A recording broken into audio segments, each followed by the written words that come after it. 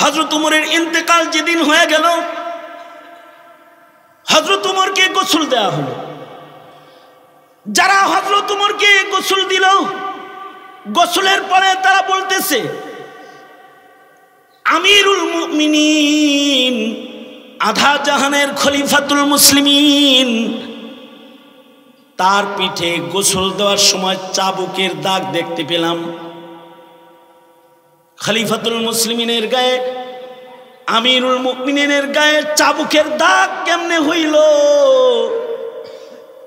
কি অপরাধে তাকে চাবুকের দ্বারা পিটানো হয়েছে? কেন চাবুকের দাগ তার পিঠে আছে? ঘর থেকে হযরত ওমরের পরিবার হযরত ওমরের জীবন সম্পর্কে তথ্য দিয়ে বলে, ওইটা কোনো অপরাধের দাগ, শাস্তির দাগ না, আদালতের বিচারের চাবুকের বাড়ির দাগ না। আমিরুল মুমিনিন হযরত ওমরের একটা জীবন ডায়েরি ছিল। সকাল বেলায় বসে রাতের বেলায় কয়টা নেক আমল করেছেন যা লিখতেন এবং হিসাব করতেন। সন্ধ্যা বেলায় ডায়েরিতে সারা দিনে কয়টা ভালো কাজ করেছেন হিসাব করতেন। যদি কোনোদিন নেক আমলের সংখ্যা কম হয়ে যেত, তাহলে উমর নিজেকে চাবুক দিয়া বাড়ি মেরে আঘাত করত আর বলতো, উমর তুই খারাপ হয়ে গেছিস, গতকালকে নামাজ পড়ছস 100 রাকাত, আজকে কম কেন? গতকালকে কোরআন কারীম তেলাওয়াত করেছো 5 পারা 10 পারা, আজকে কম কেন? নিজের আমল কম হয়ে গেলে নিজেরই পিটনি দিত। কখনো যদি দিন আর রাতের ভেতরে অপছন্দনীয় কোনো কাজ উমরের হয়ে যেত, হযরত উমর নিজেকে নিজে শাস্তি দিত। সত্যই হযরত উমর এমন ছিলেন, হযরত উমরের তাকওয়াল্লাহ এমন ছিল। এ কারণে হযরত উমর যেদিন ইন্তেকাল করলেন, আব্দুল্লাহ ইবনে মাসউদ রাদিয়াল্লাহু আনহু চিৎকার করে কাঁদতেছিলেন। আর আব্দুল্লাহ ইবনে মাসউদ বলতেছিলেন, আরে ইলমি দ্বীনের 10 ভাগের 9 ভাগ মরে গেল। উমর মারা গেছে, তার মানে হলো ইলমি দ্বীনের 10 ভাগের 9 ভাগ মরে গেছে। সাহাবীরা বলে, আব্দুল্লাহ ইবনে মাসউদ এটা আপনি কি বলেন? আলহামদুলিল্লাহ, আলহামদুলিল্লাহি ওয়া কাফা ওয়া সালামুন আলা ইবাদিহিল্লাযীনা ইসতাফা, আম্মা বা'দু ফাআউযু বিল্লাহি মিনাশ শাইতানির রাজীম। বিসমিল্লাহির রহমানির রহিম। قل هل يستوي الذين يعلمون والذين لا يعلمون وقال النبي صلى الله عليه وسلم طلب العلم فريضة على كل مسلم أو كما قال عليه الصلاة والسلام اللهم صل على محمد وعلى آل محمد كما صليت على إبراهيم وعلى آل إبراهيم إنك حميد مجيد اللهم بارك على محمد وعلى آل محمد كما باركت على إبراهيم وعلى آل إبراهيم إنك حميد مجيد মিফতাহুল উলুম মাদ্রাসার আয়োজনে আয়োজিত দস্তরবন্দি সম্মেলন, ইসলামী মহাসম্মেলন, 2 দিনব্যাপী সম্মেলনের আজকের আখিরি রজনী। মোহতারাম সভাপতি, উপস্থিত হাজরাত, বুজুর্গ, উলামায়ে কেরাম, সম্মুখপানে সমবেত দিন প্রিয়, ইসলাম প্রিয়, দিনদার ইমানদার মুমিন মুসলমান ভাইরা, আল্লাহর দরবারে শুকর, প্রচণ্ড শীতের ভেতরে মাহফিলে ওলামাদের সোহবতে আল্লাহ তাআলা আমাদেরকে বসে থাকার তৌফিক দান করেছেন। কালিমাতুশ শুকর পড়ি আলহামদুলিল্লাহ। ধৈর্যের সাথে দিনী কাজে বসে থাকতে পারাটা আল্লাহ পাকের মহব্বতের একটা আলামত যে আল্লাহ আমাদেরকে ভালোবাসেন। অনেকে ধৈর্যের সাথে সিনেমা দেখে, ধৈর্যের সাথে যাত্রা দেখে, ধৈর্যের সাথে তাস খেলে, ধৈর্যের সাথে জুয়া খেলে, ওগুলো শয়তান ভালোবাসে। আর অনেকে আছে ধৈর্যের সাথে নামাজ পড়ে, সারা রাত যায় নামাজে দাঁড়ায় থাকে,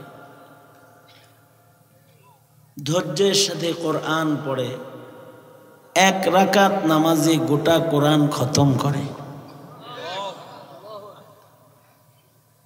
হযরত উসমান ইবনে আফফান রাদিয়াল্লাহু আনহু এক রাকাত নামাজে কোরআন খতম করছেন। কতটুকুন ধৈর্য!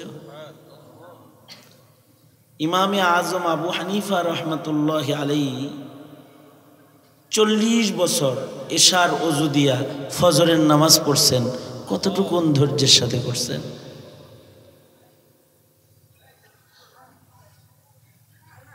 ইমামে আবু ইউসুফ রহমতুল্লাহি আলাইহি প্রতিদিন 200 রাকাত করে নফল নামাজ পড়ছেন।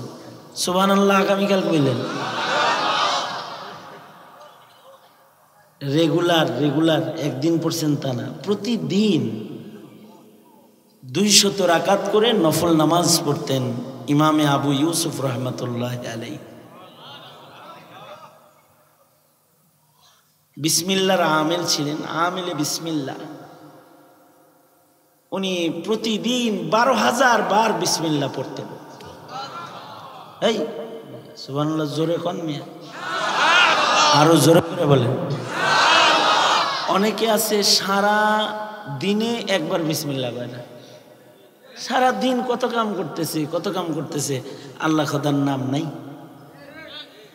আর ইমামে আবু ইউসুফ রহমতুল্লাহি আলাইহি প্রতিদিন 12,000 বার শুধু বিসমিল্লাহ পড়তেন, আমিলে বিসমিল্লাহ।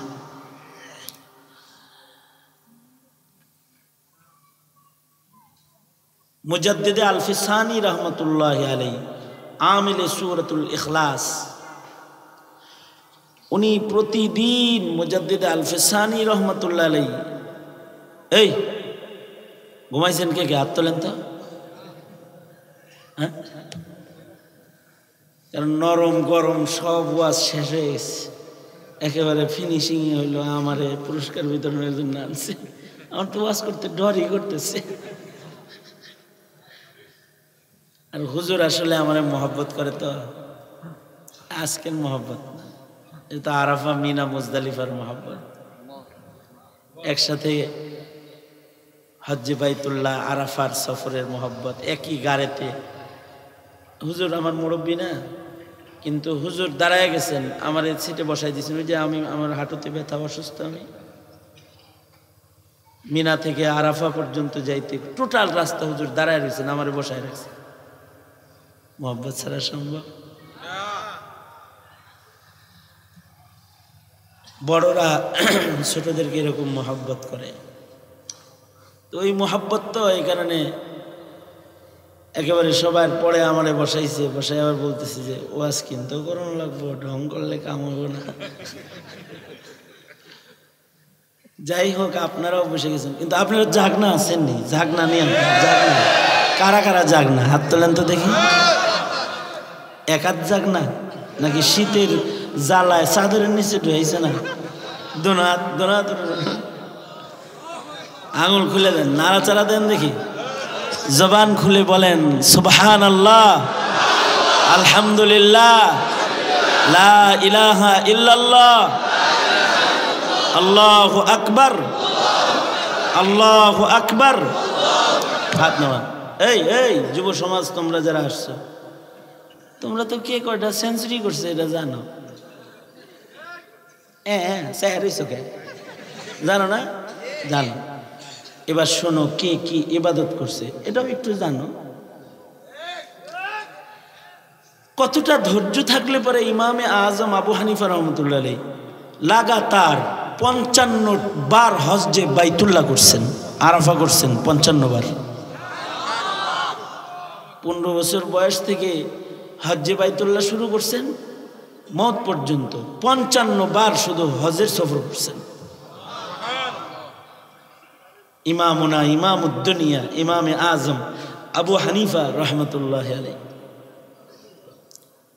এক রাকাত নামাজে কোরআন শরীফ খতম করছেন। এক রাতে এক রাকাতে কোরআন শরীফ খতম করে ফেলছেন। হযরত উসমান এক রাকাতে কোরআন খতম করেছেন। হযরত তামিমে দারি এক রাকাতে কোরআন খতম করেছেন। ইমামে আজম আবু হানিফা রহমতুল্লাহ আলাইহি এক রাকাতে কোরআন খতম করেছেন। সাঈদ ইবনে জুবায়ের এক রাকাতে কোরআন খতম করেছেন। 2 রাকাতে কোরআন খতম করেছেন উবাই ইবনে কাব রাদিয়াল্লাহু আনহু। ধৈর্য ধৈর্য, এটা হলো ইবাদতের ভেতরে অনেক ধৈর্য। আর ইমামে আবু ইউসুফ রহমতুল্লাহ আলাইহি প্রতিদিন 200 রাকাত করে নফল পড়েছেন। আর 12,000 বার খালি বিসমিল্লাহ বিসমিল্লাহ, যে কাজই করে বিসমিল্লাহ লেখা, বিসমিল্লাহ কিতাবের দিকে তাকায় বিসমিল্লাহ, 12,000 বার ডেলি আমেলে বিসমিল্লাহ। মুজাদ্দিদে আল-ফিসানি রহমতুল্লাহ আলাইহি প্রত্যেক দিন 1000 বার আমেলে সূরাতুল ইখলাস, 1000 বার সূরা ইখলাস পড়তেন। আমরা পড়ি সূরা ইখলাস পড়তে তো 3 ঘন্টা সময় লাগে। কি স্যার হইছেন কে? হ্যাঁ, কতক্ষণ লাগে? ঘড়ি ধইরা পড়ি তাহলে 13 থেকে 14 সেকেন্ড লাগবে মাত্র। বিসমিল্লাহির রহমানির রহিম।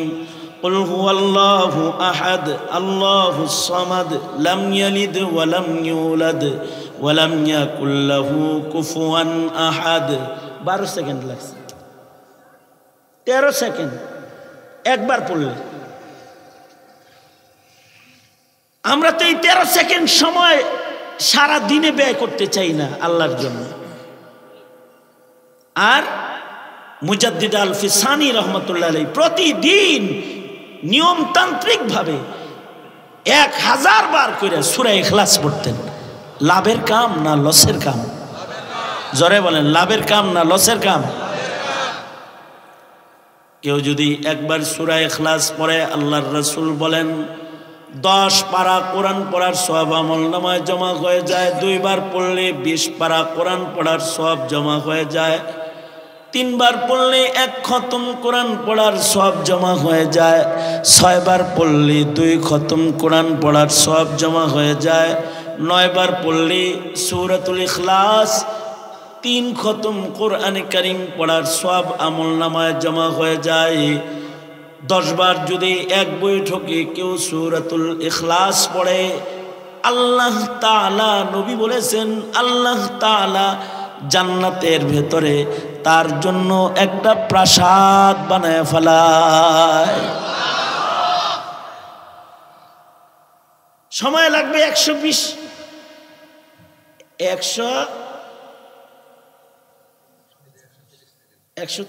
সেকেন্ড। হ্যাঁ ঠিক না? 13 সেকেন্ড 14 সেকেন্ড করে হইলে কত হয়? অঙ্কে তো কাঁচা খায়, বলো না কে?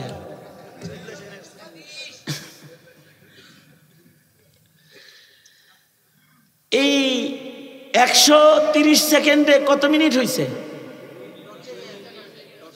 2 মিনিট 10 সেকেন্ডে জান্নাতে বাড়ি।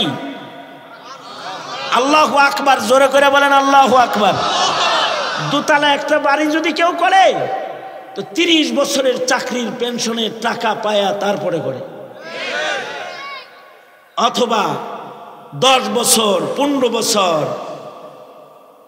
বিদেশে বিবি বাচ্চা সব রেখে প্রবাসের জীবন কাটায়া কয়টা টাকা কামায় 2 তলা একটা পাকা বাড়ি করে। তাও যদি এটা ভূমিকম্প আসে তাহলে এটা কাবাবি করে, ঠিক না? কিন্তু মাত্র 2 মিনিট 10 সেকেন্ড সময়ের ভেতরে একটা মুমিন জান্নাতের ভেতরে প্রাসাদ বানাইতে পারে। আল্লাহু আকবার কবীর। আমরা তো এটা বুঝি নাই, এ কারণে আমরা এই কামে নাই, আমাদের ধৈর্য এই কামে নাই, ইবাদতের ভেতরে ধৈর্য নাই।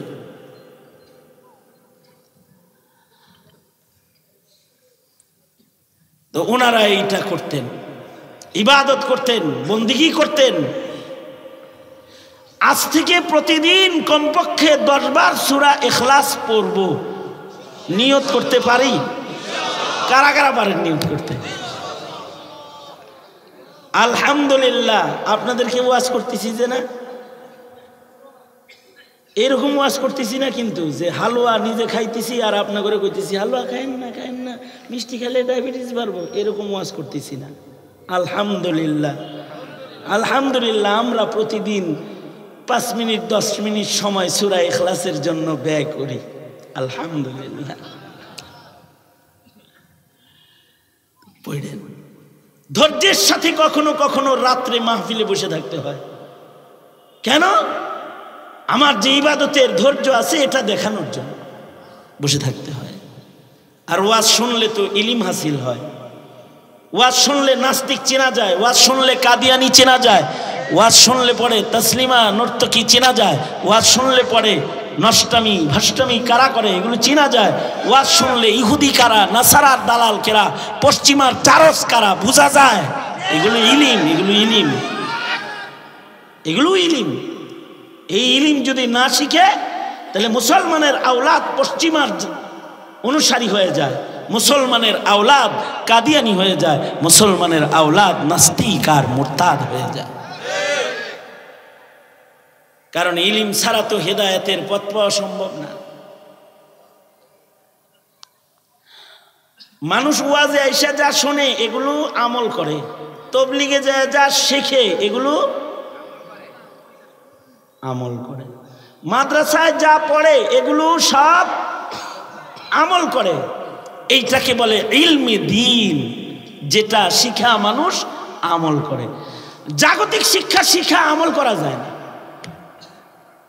জাগতিক শিক্ষার সব আমল করা যায় না। এ কারণে বহু ইঞ্জিনিয়ার আছে, ইঞ্জিনিয়ারিং পাশ করে অটো চালায়, কিন্তু আশ্চর্য চালায় অটো, মানুষ কয় ইঞ্জিনিয়ার সাহেব, মানুষ কত গাধার গাধা চালায়, কিন্তু অটো গাড়ি কয় কি দুনিয়ার জ্ঞান। তো তাই দুনিয়ার জ্ঞান আমল না করলেও এটা তো কম দামি জিনিস, এটার নিসবত লাগে। ডাক্তার সাহেব এলএলবি পাস, দোকানদারি করে, মানুষ বলে যে ছেলেটা মুদি দোকানদার হইল, এলএলবি পাস। অ্যাডভোকেট সাহেব, অ্যাডভোকেট সাহেব ডাক দেয়, ও অ্যাডভোকেট সাহেব। সার্জারি ডাক্তার, এখন আর ডাক্তারি করে না, ইঞ্জিনিয়ারগিরি করে, তারপরেও মানুষ তারে ডাক্তার বলে ডাক দেয়। কিন্তু ইলম হাসিল করে কেউ যদি ইলমের উপরে আমল না করে তো তাকে ইলমের নিসবতে কেউ ডাকে না। এ কারণে আলেম বা আমল হয় তো সে জাতির কান্ডারি হয়। এ কারণে জাননেওয়ালা যদি বা আমল হয় সে মূর্খ হইলেও জাতির আমির সাহেব হয়। আমির সাহেব হয়ে গেছে, 6 কথা শিখা আমির সাহেব হয়ে গেছে। ঠিক আছে না?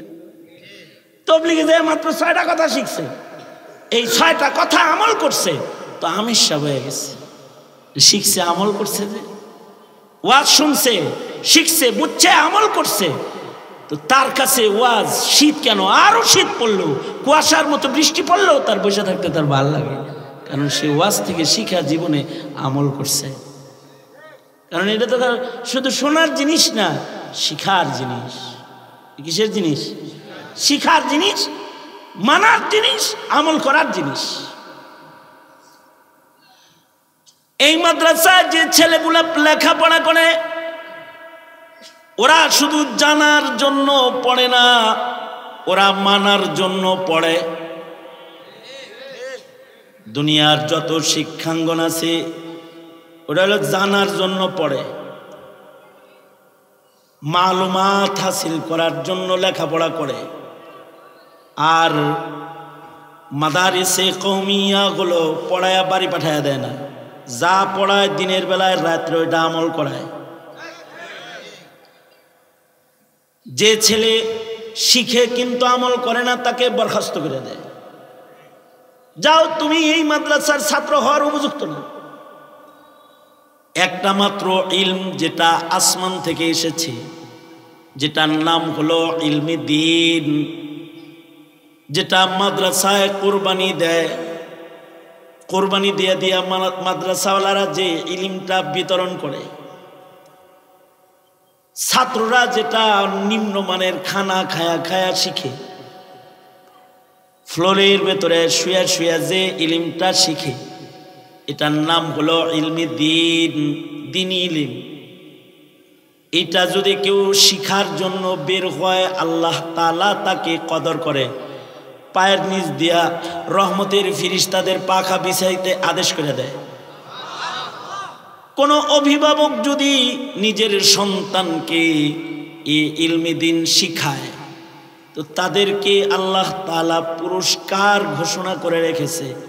ময়দানে মাহশারে হাফেজের পিতামাতা, আলেমের পিতামাতাকে আল্লাহ তাআলা সম্মান করবেন, তাজ পড়াইবেন, যে তাজের আলো সূর্যের আলোর চেয়ে অনেক বেশি ভালো হবে। ইলম, ইলম ছাড়া মানুষ হাইওয়ান হয়ে যায়, ইলম ছাড়া ক্ষুধাভীতি আসে না, ইলম ছাড়া আমল করার যোগ্যতা আসে না। যার ইলম নাই তার আমল নাই, যার ইলম নাই তার ক্ষুধাভীতি নাই, আল্লাহর ডর নাই।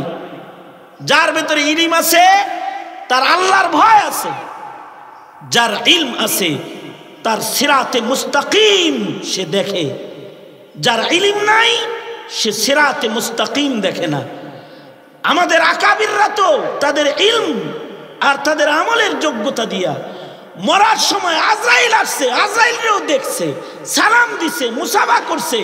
শয়তান ধোঁকা দিতে আসছে, তারেও দেখছে, শয়তানরে আবার তাড়াইছে, কালেমা পড়ছে, পড়তে পড়তে কালেমা পড়তে পড়তে কবরে চলে গেছে। ইমামে আবু ইউসুফ রহমতুল্লাহ আলাইহি, ওনার যেদিন ইন্তেকাল হইল, ইমামে আবু ইউসুফ রহমতুল্লাহ আলাইহি ইন্তেকালের ঠিক 1-2 সেকেন্ড আগে উনি ছাত্রদেরকে জিজ্ঞাসা করতেছেন, ছাত্রদেরকে মাসাইল জিজ্ঞাসা করতেছেন। কি মাসআলা জিজ্ঞা? ছাত্রদেরকে জিজ্ঞায়, এই রমিয়ে জামারাত কেমনে করতে হয়? মানে হজে যায় যে কঙ্কর মারে না শয়তান রে, শয়তান রে কঙ্কর মারে হজে যায়। তো ইমাম আবু ইউসুফ রহমতুল্লাহ, হেদায়ার হাসিয়ার ভেতরে ওইটা আছে কিতাবুল হাজে। হজরত ইমাম আবু ইউসুফ রহমতুল্লাহ আলাইহি মরার আগ দিয়া ওনার চতুর্দিক দিয়ে ছাত্রদেরকে জিগাইতেছে, এই রমিয়ে জামারাত কেমনে করবে? রমি কেমনে করবে? জামারাতে শয়তানকে এই যে কঙ্কর মারবে, যে কঙ্কর কিভাবে মারবে?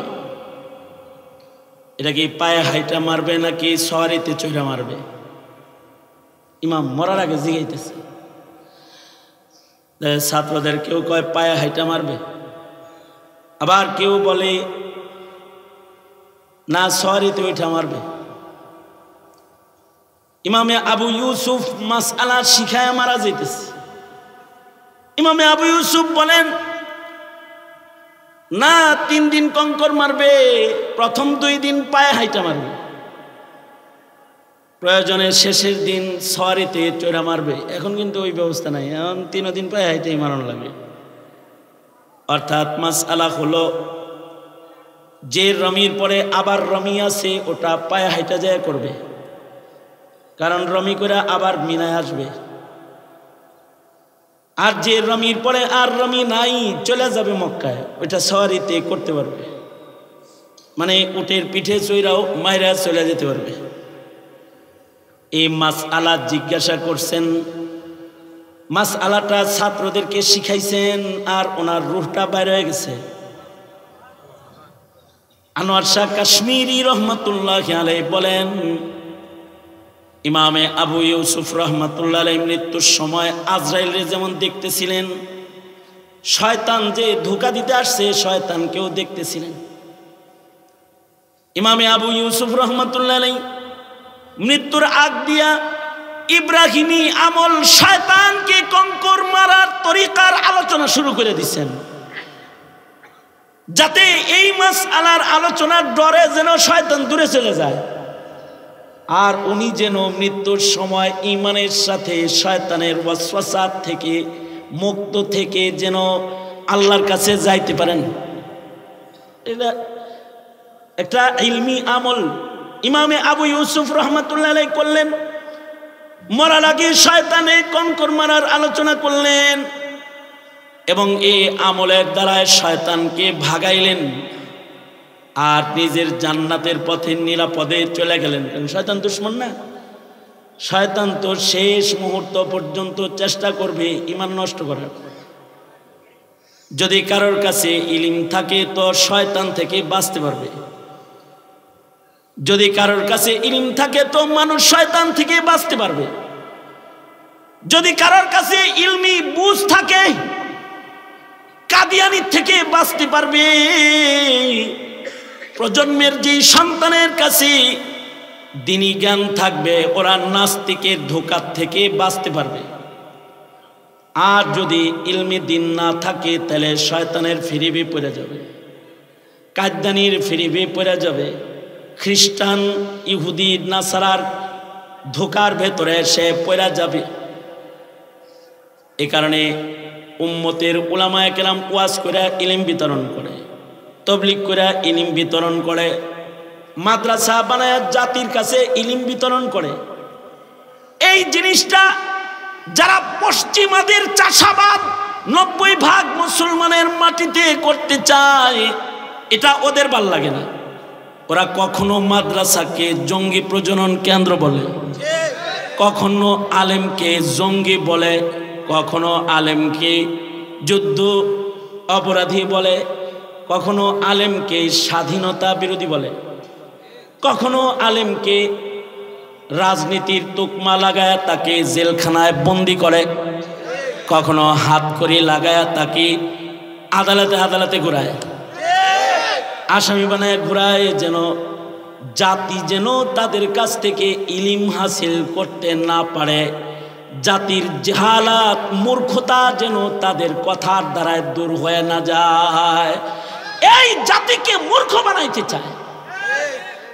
কতটা মূর্খ বানাইলে এই জাতির কাছে সমকামিতা খাওয়াইতে সাহস করে, অর্থাৎ নারীরে পুরুষ বানাবে, পুরুষরে নারী বানাবে। কি জানি কয় এটা, ট্রান্সজেন্ডার জেন্ডার, আল্লাহ জানে, ট্রান্সজেন্ডার। যাই হোক, মানে আমি নাওয়াই তো আনলিল পুরুষ, মহিলা নিয়ত করবো যে আমি পুরুষ হওয়ার নিয়ত করছি, তো সে হাসপাতালে যায় পুরুষে মহিলা হয়ে যেতে পারবে, মহিলা পুরুষ হয়ে যেতে। মুসলমানের মাটিতে এমন ঘৃণ্য আইন, এটা গিলাইতে মুসলমানরা আগে মূর্খ বানাইতে হয়।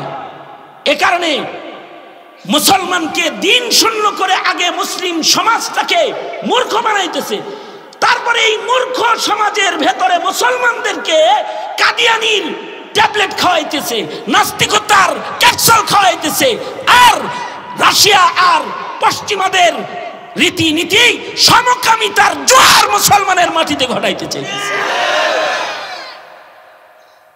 এর থেকে যদি জাতিকে রেহাই দিতে হয় লাগবে ইলমি দ্বীন, যার দ্বারা এই প্রজন্ম হালাল হারাম চিনবে, যার দ্বারা এই প্রজন্ম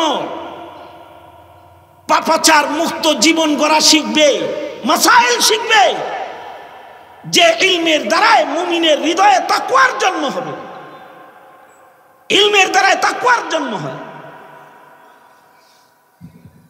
এ কারণে উলামাদের কাছে নেক আমল আর বদ আমলের হিসাব বেশি। খারাপ আকীদা আর সুস্থ আকীদার হিসাব আলেমের কাছে বেশি।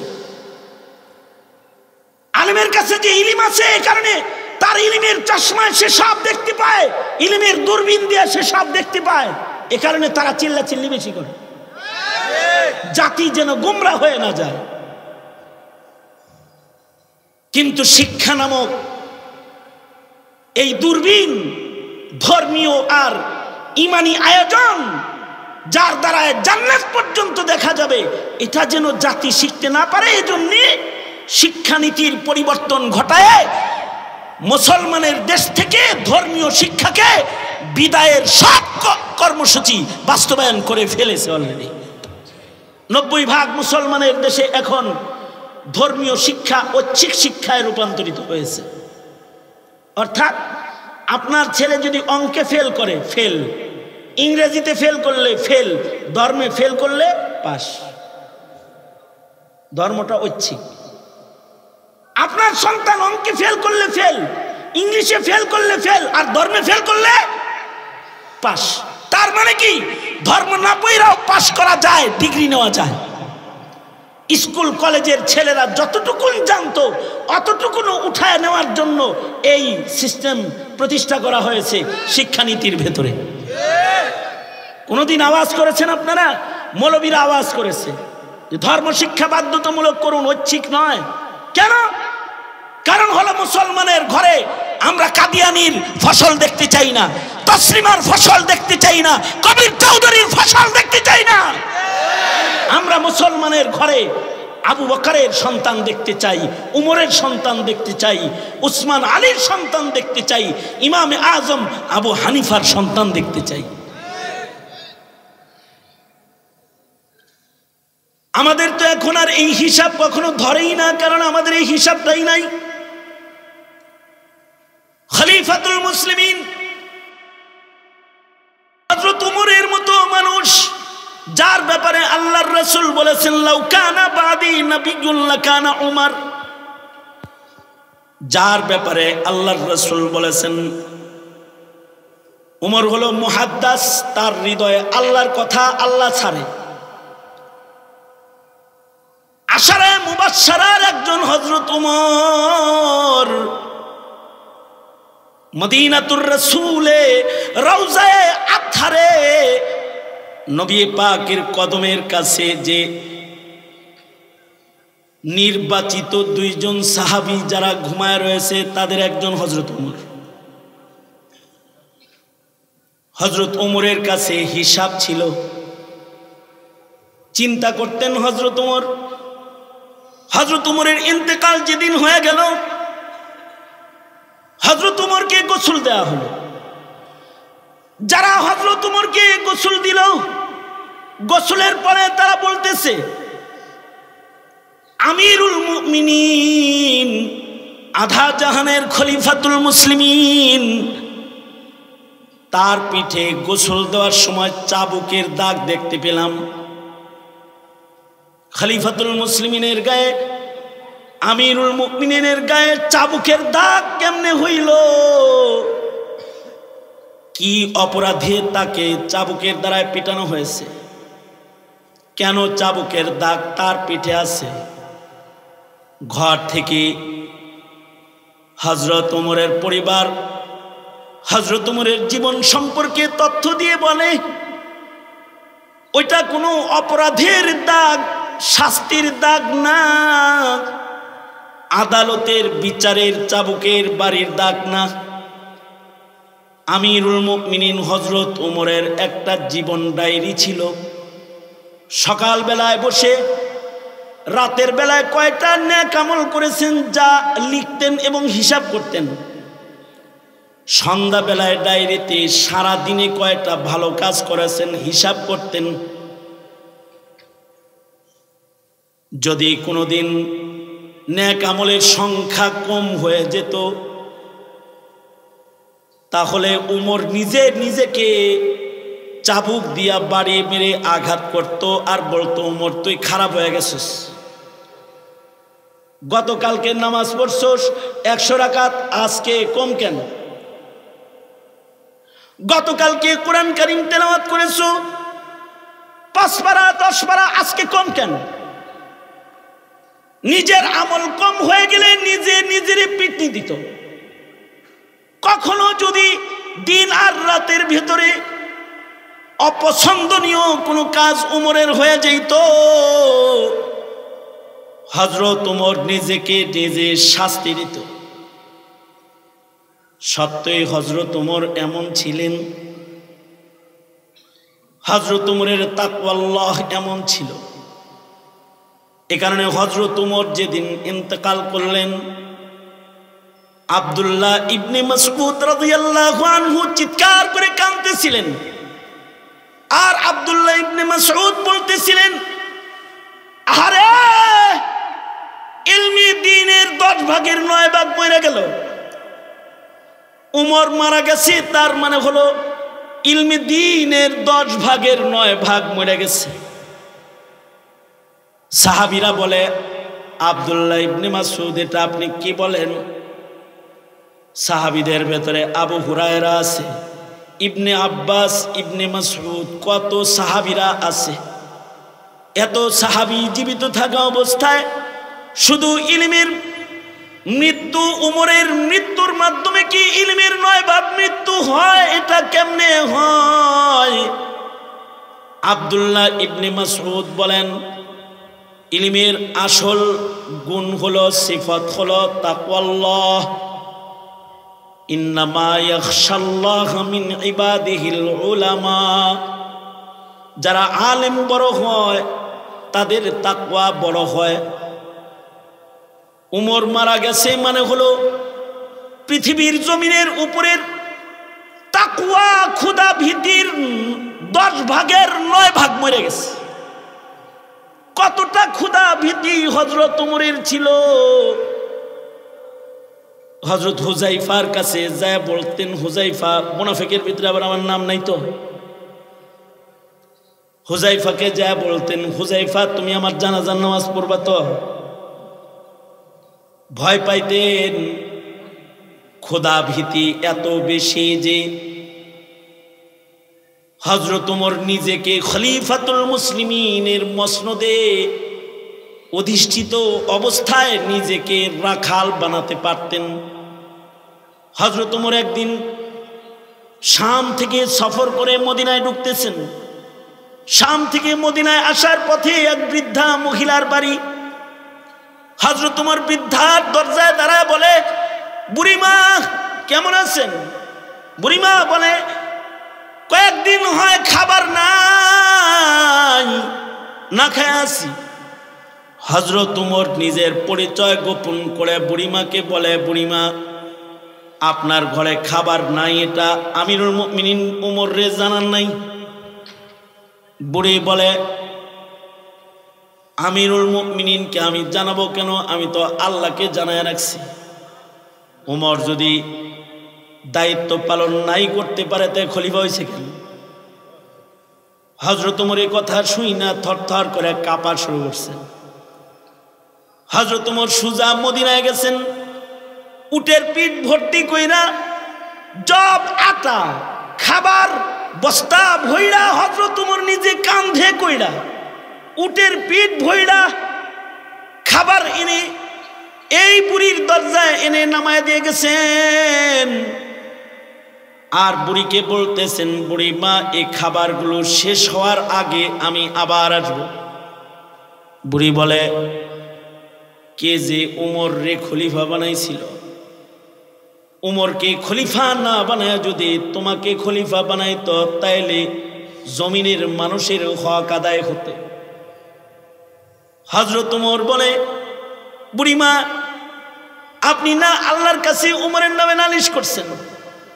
মাগো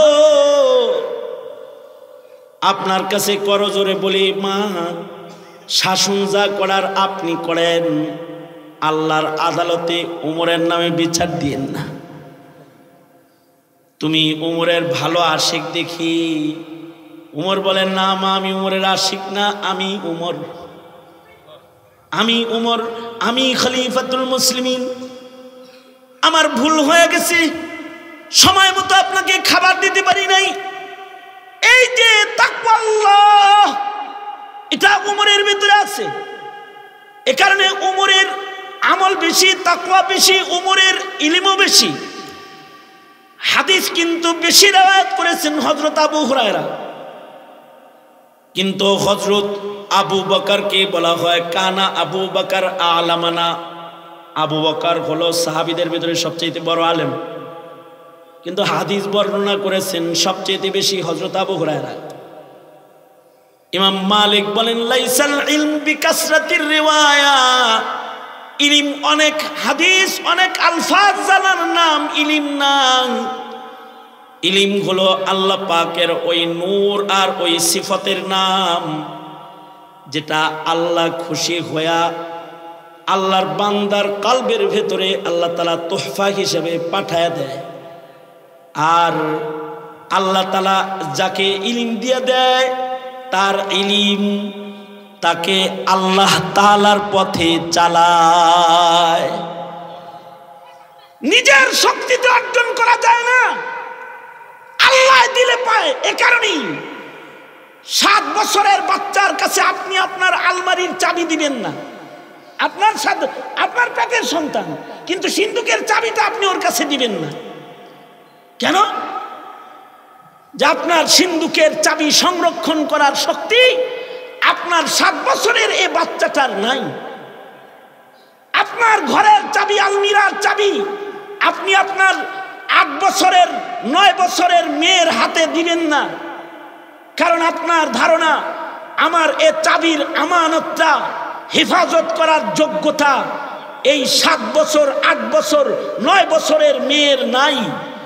কিন্তু আল্লাহ যখন কাউকে দেয়, আল্লাহ বলে তুই আলমারির চাবি দেস না, তুই তোর সিন্ধুকের চাবি দেস না, তুই তোর মানিব্যাগ তোর সন্তানের হাতে দেস না, তুই 500 টাকার নোটটা তোর সন্তানের হাতে দেস না। তুই বলিস হারিয়ে যাবে, কিন্তু আমি যদি কাউকে মনোনীত করি তো 500 টাকার নোট না, আলমিরার চাবি না, 30 পারা কোরআনকে প্যাকেট করে আমার নূর আমার সিফাত আমি 7 বছরের বাচ্চার কলবের ভেতরে আটকায় দিই। আতাউম মিন আতাইল্লাহ, এটা আল্লাহ পাকের দান। মৌলবীরে গালিদাস, ইঞ্জিনিয়ার নিজের চেষ্টায় হওয়া যায়, ডাক্তার নিজের চেষ্টায় হওয়া যায়, অ্যাডভোকেট নিজের চেষ্টায় হওয়া যায়, আলেমে দ্বীন নিজের চেষ্টায় হওয়া যায় না। আল্লাহ যদি কাউকে মনোনীত না করে সে আলেম হইতে পারে না। এ কারণে এহে জাতি আলেমকে কখনো তিরস্কার করবে না, তাদের কাছে ইলম আছে। আল্লাহর রাসূল বলেন ক্বালা রাসূলুল্লাহি সাল্লাল্লাহু আলাইহি ওয়াসাল্লাম ফাজলুল আলিমি আলাল আবিদি কা ফজলি আলা আদনাকুম। আলেমের মর্যাদা আল্লাহর রাসূল বলেন, নবীজি বলেন সাহাবীদের ভেতরে আমি নবীর দাম যেমন, কিয়ামত পর্যন্ত সাধারণ মানুষের ভেতরে আলেমের দাম তেমন। তার মানে আলেমের আলাদা একটা সম্মান আছে, কারণ আলেম নির্বাচিত জনগণের ভোটে না। মন্ত্রী এমপি জনগণের ভোটে হয়, সরকার চাইলেও অনেক সময় হয় না, কিন্তু জনগণ চাইলে হয়ে যায়। সরকার নৌকা দিয়েছে অনেকে, কিন্তু মরে গেছে, পড়ে গেছে, ডুবে গেছে, চেষ্টা করছে হওয়ার, হয় নাই। জনগণের ভোটে এমপি হওয়া যায়, জনগণের ভোটে মন্ত্রী হওয়া যায়, জনগণের ভোটে আলেম হওয়া যায় না। ঠিক আস্তে করে বলেন কেন? জোরে আওয়াজ করে বলেন না কেন? আওয়াজ করে বলেন না কেন? হ্যাঁ, আলেমরাই একমাত্র মুত্তাকি। যেমন তাদের কাছে ইলম থাকে, আমলটাও তাদের কাছে তেমনই থাকে। এই কারণে আলেম আরেক আলেমের জন্য জীবন কুরবানি দিয়ে দেয়। এই মাদ্রাসার ভেতরে হাজারো ছাত্রের জন্য উস্তাদরা নিজের জীবন কুরবানি দিয়ে দিতেছে। মাসে 12,000 টাকা, 10,000 টাকা, 8,000 টাকা বেতন। বুড়া হয়ে গেছে 10,000 টাকা বেতনে চাকরি করতে করতে। এটা কেন? জাতির কল্যাণ চায় নায়েবে নবী। চায় যে আমার জীবন নয় ফক্র ফাঁকায় কেটে যাক, কিন্তু জাতি আর একটা হাফেজ পায়া যাক, জাতি আর একটা আলেম পায়া যাক। তাদের কাছে আল্লাহর ভয় আছে, তাদের কাছে ইলমের আমল আছে।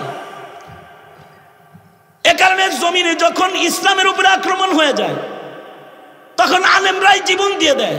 এ কারণে শাপলায় রক্ত আলেমরাই দিছে, রাজপথে রক্ত আলেমরাই দিছে, জীবন কুরবানি দেয়, কিন্তু জাতির ক্ষতি হইতে দেয় না। এরা হলো মিল্লাতের পাহারাদার। আল্লাহ তাআলা বলেন, বন্ধু আপনি জানায়া দেন, কুল হাল ইয়াস্তাবিল্লাযীনা ইয়া'লামুনা ওয়াল্লাযীনা লা ইয়া'লামুন। যারা জানে আর যারা জানে না, যারা আলেম আর যারা আলেমরা আলেম না, তারা সমান না। সুতরাং আলেমদেরকে সমাজের নিকৃষ্ট বানানোর চেষ্টা করবে পশ্চিমার জারজেরা।